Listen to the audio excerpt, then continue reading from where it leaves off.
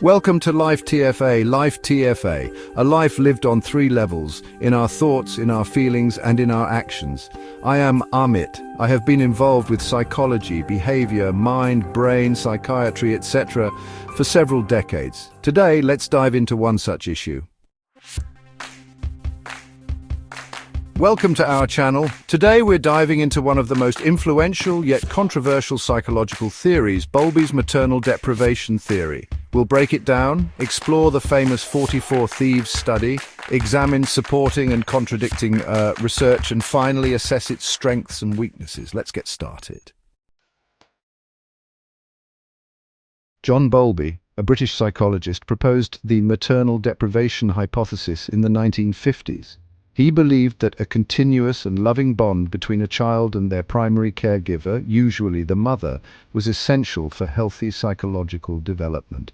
He argued that prolonged separation or disruption of this bond, particularly during the critical period, the first 2 to 3 years of life, could lead to long-term cognitive, emotional, and social difficulties. Key effects of maternal deprivation. 1. Affectionless psychopathy. Lack of empathy and remorse, difficulty forming close relationships. 2. Developmental delays, cognitive impairment, stunted growth, as seen in orphanage studies. 3. Emotional maladjustment, increased risk of depression, anxiety, and aggression. A method. He studied 88 children at a child guidance clinic. 44 were juvenile thieves, the other 44 were non-criminals but emotionally disturbed children, serving as the control group. He conducted interviews and psychological assessments. Findings. 14 of the 44 thieves were diagnosed with affectionless psychopathy, lacking guilt, empathy, or deep relationships. 12 out of those 14 had experienced prolonged maternal separation in early childhood. In contrast, only 2 children in the control group had experienced similar separations. Bowlby concluded that maternal deprivation was a key factor in emotional maladjustment and delinquency. Bowlby's theory was supported by other research, such as first, Spitz and Wolfe in 1946 found that children in orphanages who lacked emotional care showed severe depression and developmental delays. Then, Harlow's monkey study in 1958 showed that monkeys raised in isolation without maternal care exhibited social and emotional difficulties. Lastly, Goldfarb in 1947 compared children raised in institutions to those raised in foster homes, finding that institutionalized children showed lower IQ and social impairments. However, some studies challenge Bowlby's theory. Rutter in 1972 argued that Bowlby didn't distinguish between deprivation, which is the loss of an attachment figure, and privation, which means never forming an attachment.